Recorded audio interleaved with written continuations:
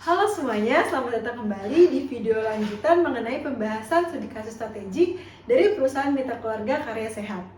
Sebelumnya izinkan perkenalkan kembali, saya Aulia Zahra dari kelas studi kasus manajemen strategik C. Di video sebelumnya kita udah membahas mengenai gambaran umum atau profil perusahaan dari Mitra Keluarga dan analisis lingkungan internal maupun eksternal seperti kekuatan atau peluang yang dimiliki Mitra Keluarga ataupun kelemahan dan ancaman yang dihadapi oleh Mitra Keluarga. Nah, di video kali ini kita akan masuk ke dalam pembahasan yang lebih dalam nih, yang lebih krusial lah, yaitu membahas tentang perencanaan strategi. Di mana perencanaan strategi itu dapat membantu Mitra Keluarga sebagai panduan untuk Mitra Keluarga menghadapi tantangan selanjutnya di masa depan dan menjadi perusahaan yang akan sukses. Nah, lalu apa yang membuat Mitra Keluarga itu dapat atau mampu bertahan di industri layanan kesehatan yang kompetitif ini, dan strategi-strategi apa aja sih yang dijalankan atau diterapkan oleh Mitra Keluarga? Kalau kalian mau tahu, yuk kita bahas lebih lanjut. Nah, Mitra Keluarga menggunakan corporate strategi dalam perencanaan strateginya, yang dimana dikelompokkan ke dalam 3 area utama, yaitu ada growth strategi, ada delay strategi, dan retrenchment strategi. Yang pertama, growth strategi, di mana strategi itu fokus pada untuk mengetahui bagaimana perusahaan itu akan tumbuh gitu. Seperti cara menjelaskan bagaimana meningkatkan pangsa pasar, atau meningkatkan profitabilitas, atau bahkan ekspansi geografis. Nah, pada growth strategi, Mitra Keluarga menggunakan 2 strategi, yaitu ada konsentrasi strategi dan diversifikasi strategi. Untuk konsentrasi strategi, ada vertical integration dan horizontal integration. Untuk strategi vertikal, Mitra Keluarga menggunakan forward integrasi melalui kepemilikan saham pada PT Sehat Digital, di mana sahamnya itu dari 91,54% mencapai 94,51% di tahun 2024. Nah, ini tuh untuk memperkuat kontrol pada layanan digital Mitra Keluarga. Selanjutnya ada horizontal integrasi, di mana Mitra Keluarga melakukan ekspansi dan akuisisi. Untuk ekspansi, Mitra Keluarga ini berinvestasi pada PT Dharma Bakti Insani pada tahun 2024 dengan total saham itu mencapai 54 miliar, di mana 34 miliar itu pada tahun 2023 dan 20 miliar pada tahun 2024. Selanjutnya, Mitra Keluarga juga melakukan akuisisi pada beberapa perusahaan seperti saham mayoritas di PT Groovy Healthcare Service di tahun 2024 dengan total sahamnya 78,46%. Lalu Mitra Keluarga juga mengakuisisi rumah sakit seperti Kasih Group dan Bina Husada. Selanjutnya ada diversifikasi, di mana Mitra Keluarga menggunakan related diversifikasi, yaitu diversifikasi ini melalui anak usahanya, yaitu PT Sehat Digital Nusantara, dengan fokus pada layanan health tech-nya dan telemedicine-nya, seperti aplikasi Mika Mitra Keluarga nih, Mitra Keluarga Karya Sehat. Nah, ini tuh fokus untuk seperti pendaftaran online, konsultasi online, atau mengecek hasil lab secara online. Pokoknya melakukan layanan rumah sakit secara online gitu. Jadi keseluruhan dilakukan secara online dan melalui digitalisasi. Lalu yang kedua ada delay strategi, di mana Mitra Keluarga menggunakan cost strategi dan profit strategi.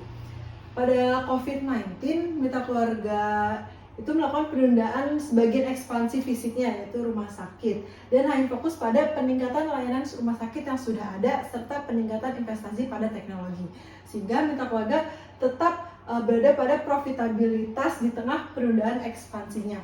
Dengan data yang didukung melalui annual report seperti laba bersih Mitra Keluarga pada tahun 2020, Mitra Keluarga memiliki laba bersih sebesar 923,5 miliar, dan pada tahun 2022 mencapai 1,94 triliun.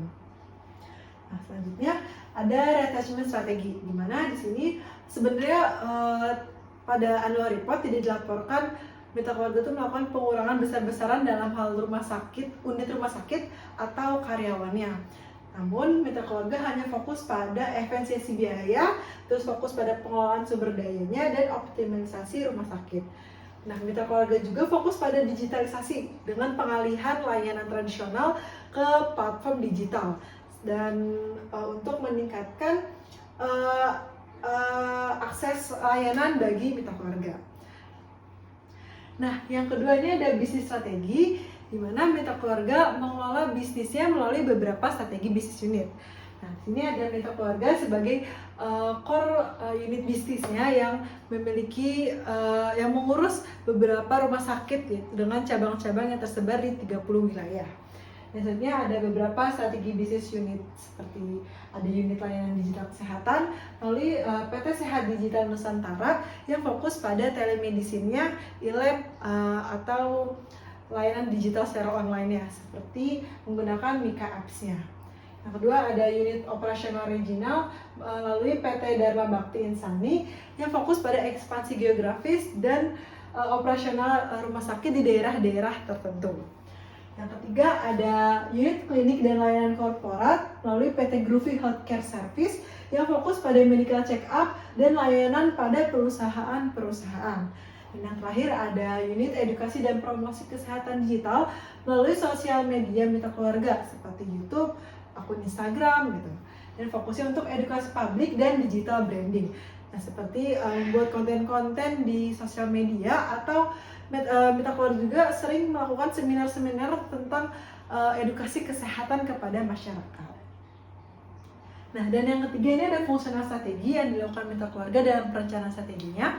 Dimana yang pertama ada finance strategi, seperti struktur pendanaan mitra keluarga yang sepenuhnya itu berasal dari internal perusahaan kayak kas internal atau ekuitas tanpa utang berbunga. Terus juga mitra keluarga melakukan akuisisi beberapa perusahaan seperti yang sudah dijelaskan sebelumnya. Lalu ada dividen payout-nya yang mencapai sekitar 50% dengan totalnya itu sekitar 600 miliar pada tahun 2024. Boleh di next. Nah, selanjutnya ada operasi strategi yang dilakukan mitra keluarga. Ada banyak beberapa strategi nih, seperti contohnya ada design of goods and service, di mana mitra keluarga ini memiliki atau menawarkan layanan unggulan seperti layanan spesialis hingga digital service-nya seperti Mika Apps. Terus juga pada managing quality, mitra keluarga ini rumah sakitnya sudah terakreditasi KARS paripurna dan memiliki sertifikasi ISO, di mana ada ISO 9001 dan ISO 27001. Selanjutnya ada inventory-nya, di mana mitra keluarga juga sudah memiliki real time tracking inventory untuk mencegah overstock pada obat-obatannya atau persediaan layanan alat medis lainnya. Next. Nah, sini ada human resource strategi. Mitra keluarga juga melakukan beberapa strategi untuk sumber daya manusianya, seperti rekrutmen yang sudah dilakukan melalui digital via website. Terus juga mitra keluarga memiliki platform e-learning online yang dinamakan Elma. Terus juga mitra keluarga memberikan benefit berupa gaji pokok, insentif kerja, tunjangan hari raya atau BPJS. Dan juga mitra keluarga memiliki acara penghargaan untuk menghargai kerja keras dari tenaga kerjanya yang dinamakan dengan Mika Hebat. Nah, setelah kita memahami strategi korporasi, strategi bisnis, dan strategi fungsional yang dijalankan mitra keluarga, selanjutnya kita masuk ke dalam strategi alternatif mapping yang digunakan mitra keluarga. Nah, sini mitra keluarga menggunakan beberapa tools, seperti yang pertama ada DCG Matrix, di mana mitra keluarga ini memiliki market growth ratio yaitu 5,32% dan relative market share-nya 0,38%. Sehingga mitra keluarga ini masuk ke dalam kuadran DOP, yang dimana strategi yang direkomendasikan yaitu retention strategi, seperti mengurangi kapasitas di lokasi yang berkinerja buruk seperti kapasitas tempat tidur atau fasilitas medis yang sudah tidak terpakai. Atau strategi lainnya seperti pangkas biaya non-inti seperti event atau promosi besar-besaran. Karena di analisis internal sebelumnya pada laporan tahunan, mitra keluarga ini memiliki biaya promosi yang cukup tinggi atau cukup besar. Nah, itu masuk ke dalam kekurangan dari perusahaan mitra keluarga itu sendiri. Nah, selanjutnya ada tools matrix, di mana itu menyajikan informasi dengan kombinasi faktor internal dan eksternal perusahaan. Dan ada 4 strategi alternatif yang direkomendasikan, yaitu yang pertama ada market penetration. Ini tuh pengembangan aplikasi mobile yang menyediakan akses ke semua layanan medis Mita Keluarga. Selanjutnya juga ada human resource strategi, itu penggunaan penghargaan dan sertifikasi untuk memperkuat posisi perusahaan dan meningkatkan citra perusahaan di benak pasiennya. Terus ada strategi development strategi, itu pemanfaatan peningkatan kesadaran masyarakat terhadap kesehatan dalam melakukan ekspansi ke luar Pulau Jawa. Tujuannya untuk memperluas jangkauan dan akses masyarakat terhadap layanan kesehatan. Dan yang terakhir tuh ada marketing strategi.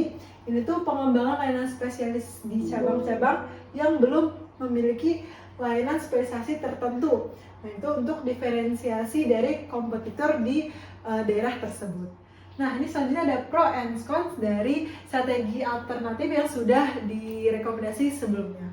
Nah, contohnya di sini seperti market penetration, untuk pro-nya, strategi tersebut tuh dapat memperluas akses pasien ke layanan dan meningkatkan pengalaman pasien dan brand engagement untuk Mita Keluarga.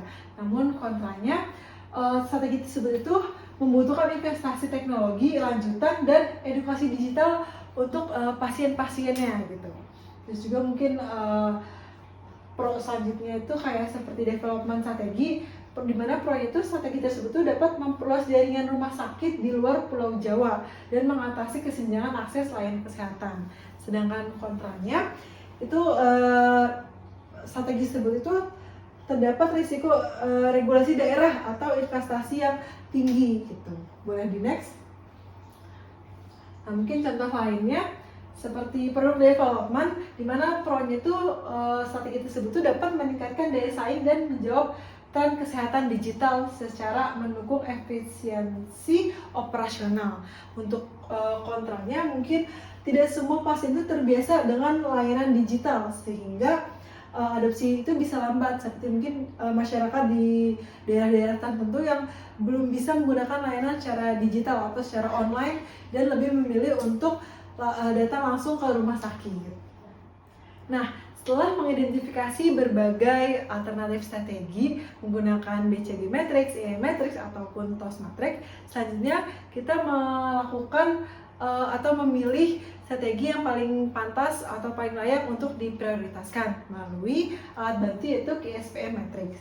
Nah, dengan setelah melakukan perhitungan menggunakan GSPM Matrix, terdapat beberapa hasil skor dari strategi alternatif yang dilakukan, seperti market penetration mendapatkan total skor 3,15, human resource strategi 3,36, development strategi 3,64, marketing strategi 3,46, untuk attachment strategi ada 2,17, dan untuk product development total skornya 3,70. Nah, dari hasil QSPM Matrix didapatkan 3 total skor tertinggi, yaitu pertama ada product development seperti pengembangan layanan baru berbasis digital dan peningkatan teknologi diagnosis. Yang kedua ada development strategi, di mana itu pengembangan internal perusahaan seperti sistem pelatihan e-learning atau aplikasi self-service karyawan yaitu ROSA. Dan strategi yang ketiga yaitu marketing strategi, itu fokus untuk meningkatkan pengalaman pasien melalui pengembangan standar layanan, terus meningkatkan atau membangun brand awareness dan memperluas jangkauan pasar dari Mita Keluarga. Jadi ini 3 strategi yang didapatkan oleh hasil KSPM Matrix. Boleh next. Nah, mungkin segitu saja dari pemaparan perencanaan strategi yang dijalankan oleh Mita Keluarga. Nah, bisa kita lihat bahwa Mita Keluarga itu tidak hanya mengandalkan reputasinya saja, namun Mita Keluarga juga merancang langkah-langkah strategis untuk menjaga keberlanjutan perusahaannya dan menjaga keunggulan kompetitifnya dalam industri layanan kesehatan.